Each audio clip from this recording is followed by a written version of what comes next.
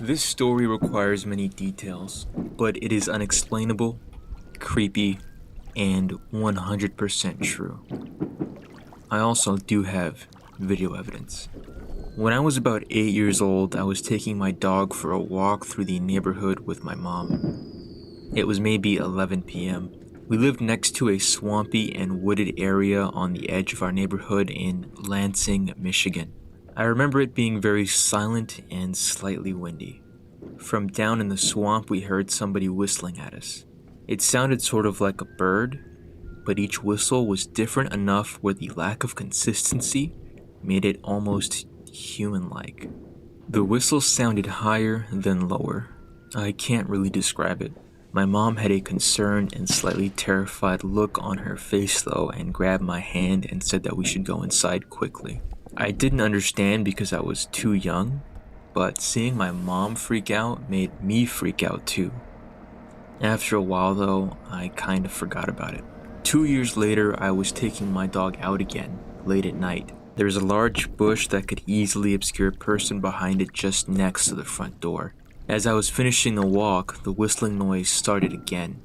Same pitches, same inconsistent human-like tones. As soon as I heard it, a chill went down my spine as I remembered exactly the feeling of seeing my mom, terrified, looking down into the swamp at something that I couldn't see, and maybe she couldn't see either. I ran inside as fast as possible. Years went by and I thought about it less and less. I told only a handful of people, and eventually it slipped from my mind. Fast forward to last summer. I'm 24, started dating my girl Sarah, and had moved out to South Dakota for work. For Independence Day, we decided to go out and watch the fireworks along the banks of the Missouri River. There was a free camping spot behind a hospital where you could pitch your tent, hang out, and see the fireworks. We were near the end of the campground and there were very few people around us. As it was getting dark, the fireworks began. They were pretty far away, so the illumination they brought was very little. Thus, we had to sit right at the edge of the river to be able to see them. A huge thunderhead was moving in, and a storm was imminent, so the air seemed electric and the wind was picking up. The atmosphere was eerie, to say the least. The police boats herded all the other boats off of the river and had left our area to do that elsewhere. Most of the other campers walked up to the river to have a better view of the fireworks, but Sarah and I stayed back and were just drinking PBR tall boys and kicking it. Suddenly, we heard the sound of a paddle methodically dipping into the water. We saw a figure steering a canoe about 20 meters offshore. Sarah decided to go get more beers from the car, leaving me alone to stare at this mystery person. And then, of course, they whistled at me.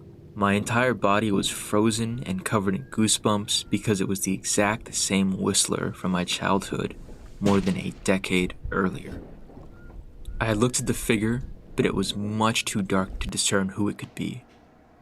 When they were perpendicular to the shore from me, they stopped paddling. They then turned the canoe to face directly at me and whistled right at me.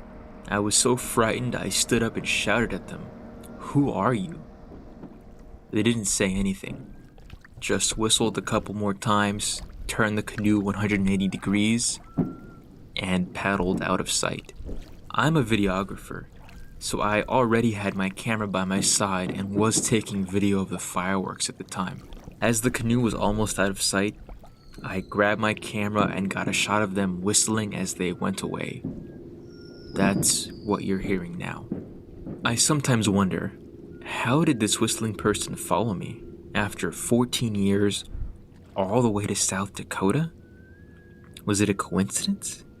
So many questions are still unanswered, and to this day, I'm more afraid of being outside in the dark, where I might somehow hear that whistling again.